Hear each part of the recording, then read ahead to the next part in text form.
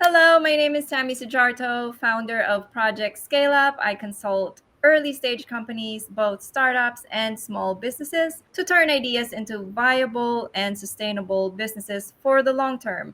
Today, our guest is a husband wife duo, Allison Braund-Harris and Roger Harris, both hailing from Carnegie Mellon University. They're from the MBA program and they have very deep experience in their respective fields. Allison with branding, having done work with top consumer brands like Coca-Cola and Colgate, and Roger having software development experience working with Fortune 500 companies. They're here today to talk about Hardly, a company they founded whose aim is to help everyone find a more purposeful and fulfilling career experience. Allison, Roger, can you please introduce us to Hardly and yourselves as the CEO and COO and your team? Yes, thank you so much for having us, Tammy. We're really excited to be here and see you, of course.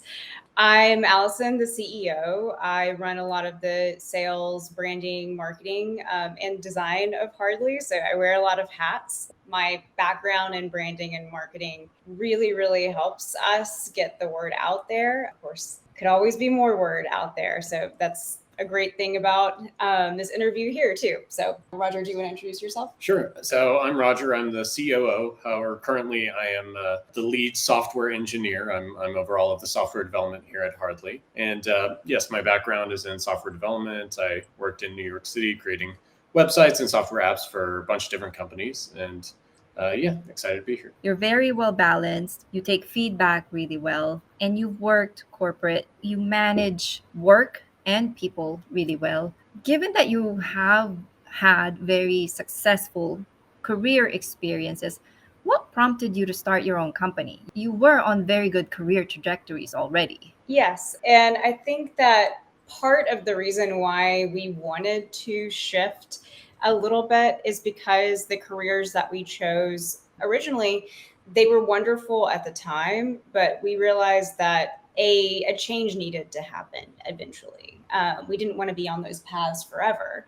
And we went to Carnegie Mellon to get our MBA. And there was this excellent career development program there, leadership development as well. And we saw how much good the tools and services at a big university like Carnegie Mellon can be. It can be a life-changing experience to have access to these career development tools. And the more I got involved in the entrepreneurship program at Carnegie Mellon, the more I was like, we can make this happen. We don't have to wait on someone else to give us these things. We can transform the world for better and actually make something that would have benefited our younger selves in terms of making decisions and planning out the future of your career. And obviously, we want to make it more accessible to people too.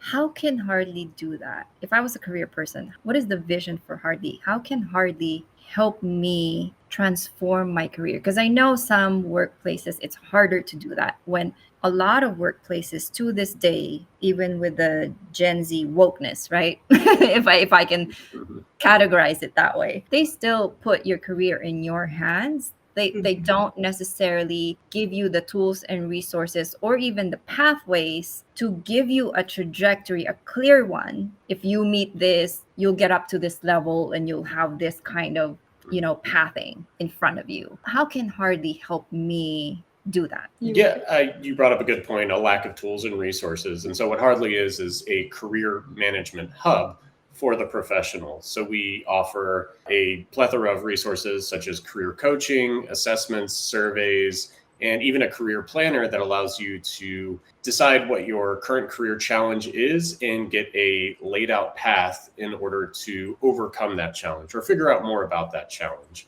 Essentially, we are the professional's friend first, and we give them the tools necessary to aid the self-direction that you need in order to make these career decisions.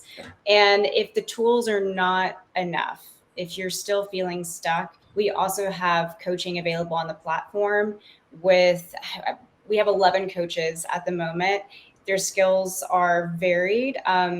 So you're most likely to find a a coach that will match what you want, and their background will align with where you're going in your career. So free tools for everyone. Coaching is there if you need it. What is this magic career coaching? How does that work? Do you match me? Do I pick? What is this magic? So currently, Roger made a matching tool for you to quickly answer a couple questions and get matched to a coach. But you can also go through all of the coaches. Some of them have meet the coach videos on their profile, and it's pretty easy to look through and see if the background matches what you're looking for. But we also have the matching tool if that's helpful. Do they look at overall, based on my goals or career trajectory, what I would need to do to get there? Yes. So the benefits of coaching, it's hard to completely quantify because a lot of it is very qualitative. But if you do go into the coaching side of the platform, they'll be able to tailor the experience to exactly what you need. So we have the tools that are flexible enough that you can personalize them to your situation. But the coach, if you need more guidance, they're going to listen to you and point out different things that you're focusing on that you might not even realize at the forefront of your brain that is important to you. They're going to help you realize certain aspects of your goals, your work-life balance, your work style, how you view your colleagues. You might be saying a lot of the things that you want and not even realizing it. So they help you define that path a little bit better, define what you want a little bit better, and then create a plan alongside you to make it happen. And of course, the accountability is great. If you're the type of person that needs another person to show up and be like, hey, did you do this? It's excellent, because of course a tool is not going to come back to you and be like, Allison, you really need to work. Tammy, you need to knuckle down. You got to make those dreams happen.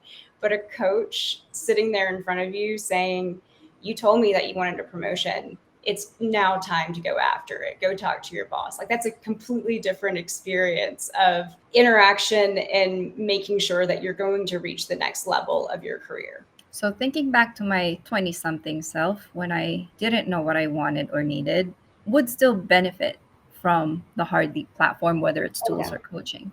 Yes. And a lot of our tools are very flexible according to where you are in your career stage. Our work style assessment, for example, helps you best define your values in terms of the workplace, and how that affects your relationships with others, as well as what type of work environment you might naturally gravitate to. That's applicable to anyone at any stage of their career.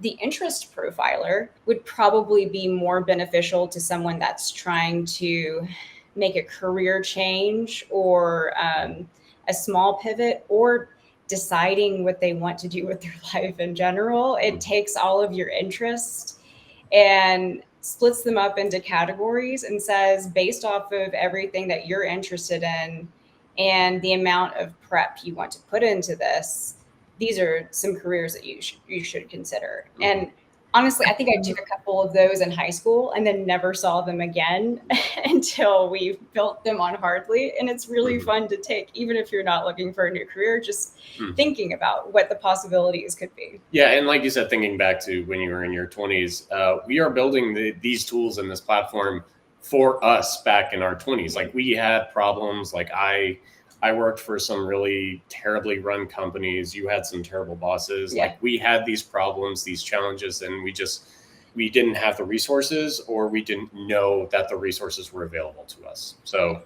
we're building this platform for our past selves, and hopefully everybody out there who is in the same position. Is this for professionals, those in college or university? Could they use this also? Of course, people in universities, it's a great first step to helping you decide what you want to do and giving you some of the tools to get there. Looking for internships, looking for your first job out of school, you can take advantage of your college career department, but this is going to be much more personalized towards you and what you need. And you can, because Hardly is free, you can keep Hardly forever. There's no per month fee that you have to worry about paying forever in order to keep that information. It's your account. We're kind of the hub of your career, and all of your jobs are the spokes. That's how we see it. Could companies use this for their employees? Definitely. And we're actually planning a different side, a new release soon. Do you want to talk about that? Yes, I mean, already companies could allow their employees to come on and have access to the high quality career services that we offer. However, in the near future, we are looking to build out a sort of business portal that will allow businesses to have better control over giving these resources to their employees and have it be more of a cohesive experience. So aside, go ahead. Sorry. Oh, I was just going to add to that. Companies can currently purchase coaching and bring their employees onto Hardly right now. So if you're watching this, please bring your company onto Hardly.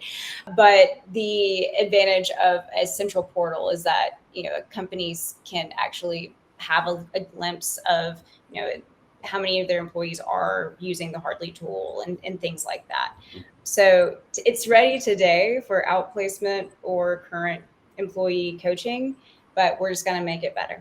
Because I do notice companies, would offer a few sessions of like therapy because of high stress levels in the workplace, but nobody really offers career coaching, which is probably a gap. Yes, I see a lot of companies relying on their managers to coach their employees or their direct reports. And there's a lot of problems associated with that because, of course, your manager has their own interests as well, and they're not necessarily fully focused on you. And your manager might also be part of the problem. And I can attest to that. I've had an experience where my direct manager actually put all of their direct reports in competition with one another, which was not a healthy environment. And they actually used the words, well, you're competing with one another. And my colleague and I, we actually like working with one another. And we said to each other, I don't want to be in competition with you. I want you to succeed. Mm-hmm. Which I don't mean to go on a tangent, but like if you took the work style quiz, like some people, challengers in particular, because we have 4 groups. We have the mentors, trailblazers, challengers, and captains. Challengers in particular are really motivated by competition.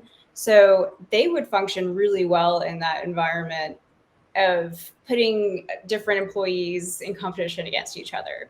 And that is a strategy to help motivate them. On the opposite side of the spectrum, mentors hate that type of, yes, you've taken our work style assessment and you are a mentor, and mentors hate that type of environment. They do not thrive. They're miserable.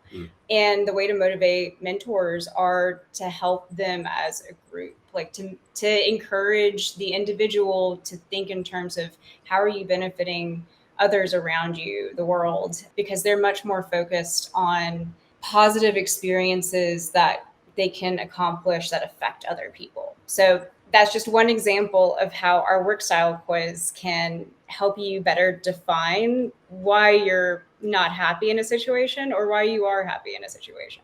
That's really insightful. And I think, Roger, you're a mentor, right? I am, yes. And Allison, you are a trailblazer. That's right. So trailblazers are motivated by new experiences, and they're usually open to new things a lot. So they're also very self-directed, which explains the reason why I wanted to go off and make my own company. That's right. Yeah. So we have in the next few months, you're opening up this new feature where, or this new service where companies can purchase coaching for their employees. Yeah. How can companies get in touch with you? You can email me, Allison, at hardly-work.com. You can also go to our website, hardly-work.com. If you need help remembering it, it's working hard or hardly working. That's where the hardly work comes from. And yes, you could also email Roger, but yeah, I lead a lot of our sales and marketing, so I'm the person to chat with.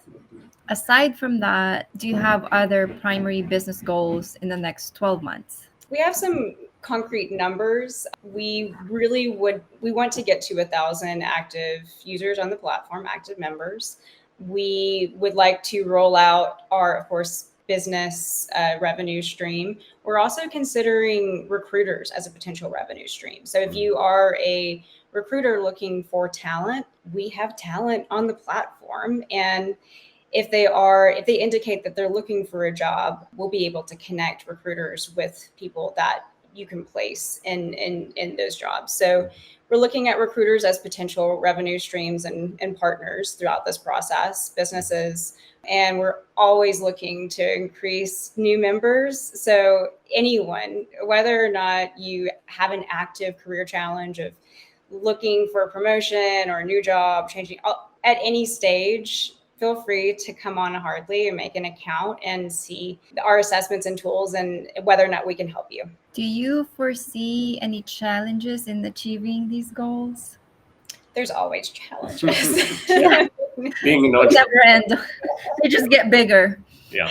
Yes. And I think that you discover new challenges each day. And sometimes they're big ones, sometimes they're small ones. Sometimes you think that they're big, but they're actually small, and vice versa. So there's always going to be challenges. Getting the word out is always top of my mind, and also a constant challenge, making sure that people are aware of us, because we know we can help. It's just getting Hardly into the right hands. And of course, there's challenges with time constraints. Like currently, we are the team. We are about to raise our funding round, which is a challenge in of itself, in order to grow the team. And we can only do so much as two people. Roger can code his heart out, but he can only do so much as one person. So growing our team, funding, growing our member base, those are all key challenges that we're going to be working through in the next 12 months. And granted, it's early, right? Are you already thinking about how to differentiate your product, or are you more concerned about doing customer discovery, or are you always concurrently doing both at the same time? I would say always doing both at the same time. There's honestly never a moment in any conversation that I'm not thinking, what challenge do they have? Like, what can Hardly do? And it's probably a little annoying to my friends, because sometimes they will be talking about work and I'm thinking, okay, customer discovery in my head, but they're always willing to chat and answer my questions. So customer discovery always in the back of my mind. And what was the other one that you mentioned? I'm sorry. Oh, customer discovery and differentiating your product, given that it's early stages. And I can imagine that while doing customer discovery, you're also getting conflicting answers from everybody all the time. And, know? Yeah. And weeding through the conflicting answers to finding patterns is a skill that you learn over time. And I would say that I did not fully have that skill at the beginning of this journey. And now I'm starting to figure out when to chase a rabbit down a hole and when it's just a fun idea that we're hopping around. Yeah. At the beginning, it was habit to sort of follow what everybody said, that they liked or disliked about the platform. But as Allison mentioned, it's more about finding those patterns and not catering to everybody, but trying to see what new features would actually be beneficial to build out and what people would actually use. And sometimes it's just as easy as building up a basic version, very basic. Like I've created small features in just a spreadsheet and putting it in front of people and seeing if they'll actually use it. Because sometimes people say that they want certain things and actions don't match that. A lot of times people will say a lot of times people will say they want something and then not actually want it when you build it. Yeah. What are some of the biggest challenges you faced in trying to grow and scale your business, and how have you addressed them? I mean, what we were just talking about is the awareness. Has been a specific, the challenge of people saying that they want something, but not actually want, because career development is work. Like it's stressful and overwhelming. And that's part of the reason why we've created Hardly for people, is to reduce that stress and make it a bit simpler and approachable. However, it's still work to get what you want. Feels like homework. People don't want to do homework. People don't want to do homework. So that's been a consistent challenge is Mhm. people know that they should do something, but it doesn't mean that they actually will do it. Yeah, it's a big challenge has been sort of demonstrating the value of our services and our tools, and especially career coaching, because I mean, you can ask pretty much any professional, they have something about their career that they don't like or they want to change, or some move that they want to make, and they could probably use some help with that move. But it's tough to get them to convert to being willing to talk to a career coach. Do it. Yeah. And it's interesting because you hear about Gallup and Enneagram and all of these other workplace type of tools and assessments and sessions, and they take 3 days and go on these like, company team development trips for a week, and they dedicate time, but it's company mandated, right? Like, Yeah. or it's leadership imposed, so to speak. But if left to ourselves, we don't do it for ourselves. So Yeah, interesting. It's a little bit like we actually have taken a lot of inspiration from weight loss apps like Noom. Someone recommended Tempest, alcohol, like a sobriety app to us as inspiration. There's a lot of situations in our life that we know we should do something, like making a dentist appointment, but it's actually hard to motivate us to go and do it. And looking at other situations like weight loss or sobriety, there's a few other examples. It helps us understand how we can better motivate the people on Hardly to follow through with what they want. Because even if they know what they want, they still got to put in the work. And finding fun ways, like Noom has a path, rewards, levels, all of those things. Finding fun ways like that to integrate into the Hardly pathway, that's really helpful. So if anybody that's watching this has any examples that they want to send over, please feel free. Gamification and rewards, basically. Yes. Yeah. So you are husband and wife co-founders. Yes. We often hear the advice of don't hire friends or family if you care about keeping those relationships. But you guys broke all those rules. We did. How do you make this work as a married couple? That takes some strength in the relationship. That's unheard of. Yes. And Yeah. you go ahead.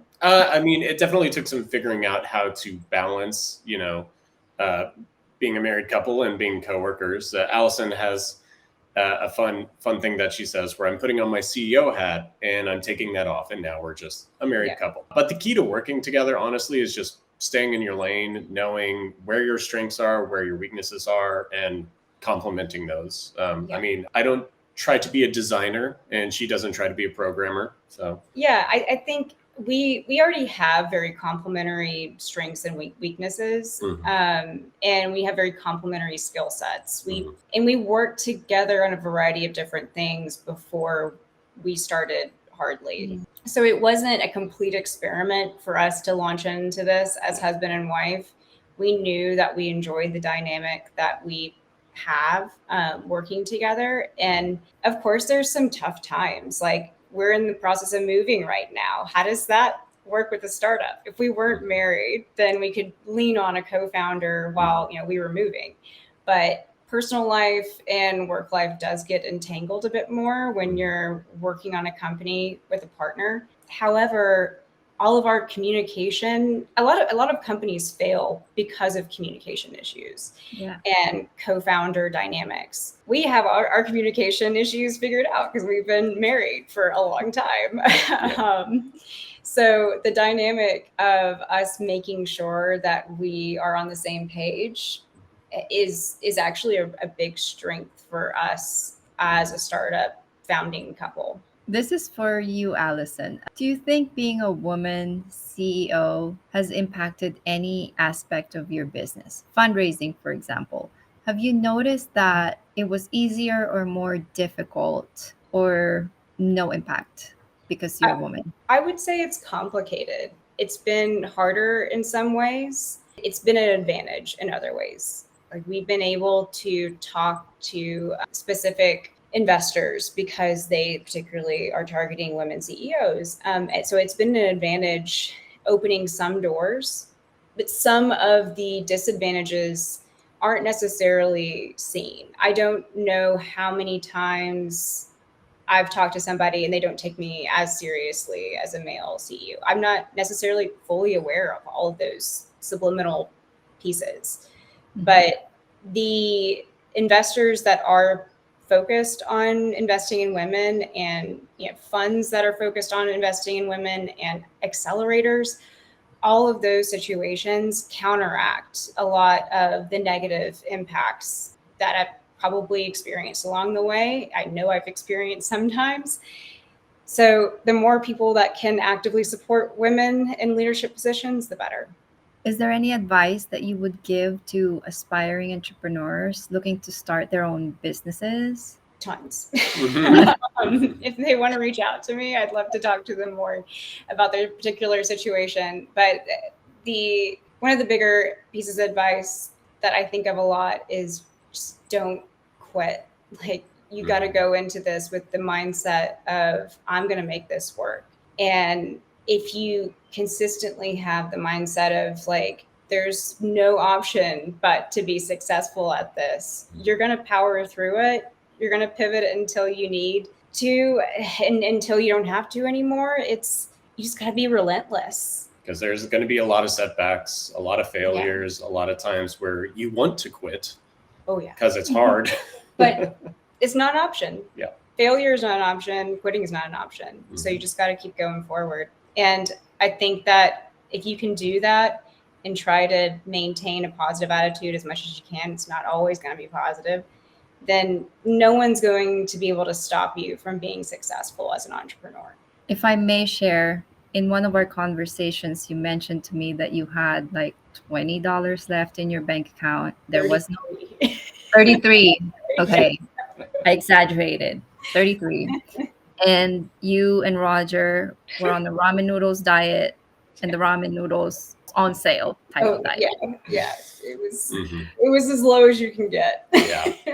And you started hardly 2020, and it had been how many years of no funding and ramen noodles before you? Probably a year and a half, or maybe 2 years. Maybe 2 years, Yeah. And Roger kept his day job throughout a lot of that. He was working on hardly at night, weekends, working as a software developer, and that was keeping us alive. I had some savings that I had we went through, but it was killing me, but it was keeping us alive.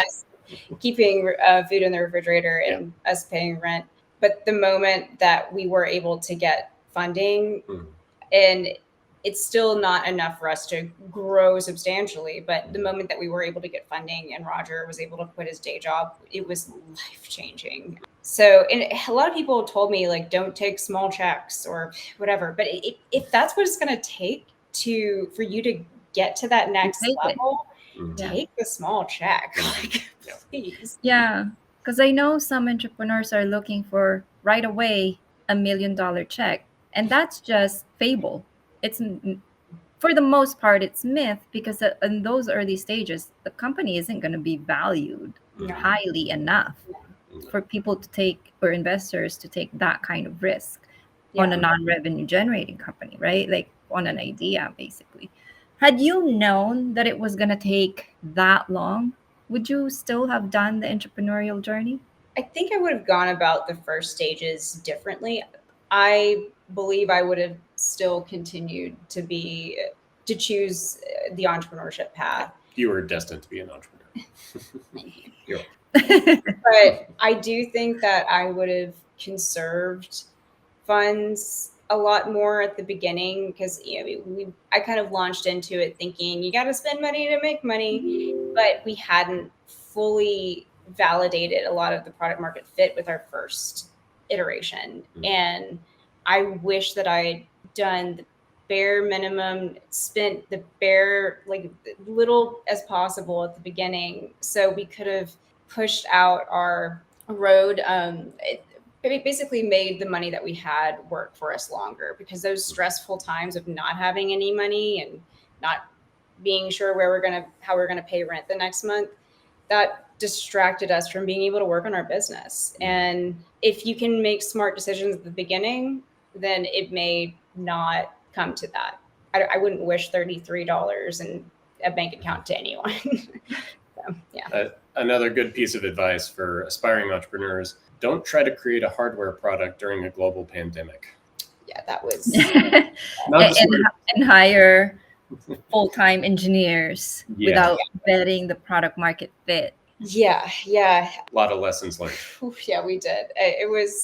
We started off with a completely different product and ended up changing along the way due to many different factors. But yeah, I wish that we could go back to the beginning and do some things differently, but I would hands down choose this path again. And when you did that, you did it on your own, or were you already part of a CMU program of sorts, or any accelerators or things like that? I was finishing up the entrepreneurship capstone for our MBA program since I went on the entrepreneurship track, and I had a couple of people on my capstone team that were with me. Due to the pandemic, it wasn't the right time for them to go down the entrepreneurship path. They had families, there was a higher risk. So I decided to kind of go on my own, and I eventually convinced Roger to come along with me. But yes, it started off with a different team and evolved into us. Thank you for sharing what the entrepreneurship path is really like, because I think, we hear all of these 30 under 30 and all of these flashy stories from Silicon Valley, and we get a different sense of the term entrepreneur, and it creates this mindset or unicorn story that's not realistic and gives a false sense of what it is to most people. It sounds very glamorous. And I think that what might turn off people from entrepreneurship eventually is the feeling that, oh, this isn't glamorous. This is hard work. Yeah. And there's a reason why not everyone starts a company. Not everyone goes out and does this thing, because at the end of the day, it's like raising a child. Like sometimes they're going to throw a fit. Sometimes, they need food right then and there, and you gotta go out and get it for them. Like it's tough. Yeah, there's actually an event here in Pittsburgh whose sole purpose is to bring in entrepreneurs and have them talk about their failures and times that they messed up and times that the world was just against them, because that happens way more often than those unicorn stories that you're referring to. Yeah. Is that event called Backup Nights? Is that the? It is. It is. It's fun. Yeah. And people should go to it because it's a great experience. Just witnessing honest situations from entrepreneurs. I am not affiliated with it, but you should go to it. Backup Nights Pittsburgh. I always ask for a shameless plug. Entrepreneurs should not be ashamed of selling their business. And so how can viewers support Hardly today? What is the biggest need for Hardly? The easiest way to support us is go on and make a free account. If you own a business, even if it's just a handful of people, please reach out to me, because we are looking for people to give us feedback on the business platform. And if you are considering having a career management or career development program at your company, I'd love to interview you to talk about your needs and your priorities with that. And there's the usual follow us on all of the social media accounts, so you can be aware of when we have workshops. Our career coaches put on workshops all the time, free workshops where they tackle some really cool topics. And of course, I'm going to be that guy. Please follow us on all the social medias, just so you can see product updates and when we have events and workshops. Our career coaches, they put on workshops where they tackle some really interesting and useful subjects. And if I didn't mention, they are free. So be sure to look out for those. Yes. Fun fact, Roger is a highly sought after bass guitar player in Pittsburgh. I am. According to others, I'm the second best bass guitarist after a guy named Old Al. So hopefully I can aspire to be Old Raj one day. So yes, if you are at a music festival in Pittsburgh or near Millville Music Fest, you might run into Roger, so keep an eye out. Yeah. And lastly, before we close, are there any individuals and organizations that have been key to your success that you want to give a shout out to? Well, Besides you. I was about to be like, yeah, of course. You've been so helpful to us throughout our entrepreneurship journey. And it's been such a positive experience having someone that's like cheering us on. You make all of the tough days easier and better. So thank you, Tammy. My pleasure. And I, of course, like the Schwartz of entrepreneurship at CMU. Ascender is amazing, a wonderful community of entrepreneurs. Craig Markovitz has always been like a huge supporter of us and very helpful in every possible way. So all of the career coaches that are on our platform that help make it possible to have these offerings. It's including Alon. He's been very helpful each week, talking to us about what he needs as a career coach. And he's been a wonderful guru of career coaching to us. So we would not have been able to do any of this without people's support. And it just shows you how important it is for you to find others to support you, but also to support other people, other entrepreneurs. Because if we all have each other's backs, then we're all going to be more successful. And of course, the trust and taking a risk from your largest investors. Yes. Who shall not be named. We keep that confidential, but thank you to them. All right. Well, it's been so much fun. It's a pleasure to have the both of you. And I wish you continued success. So everybody, please check out Hardly, sign up for an account, try it out. And if you have any feedback, please let us know. All right. Thank you so much. Thank you. Thank you so much. Bye. Bye.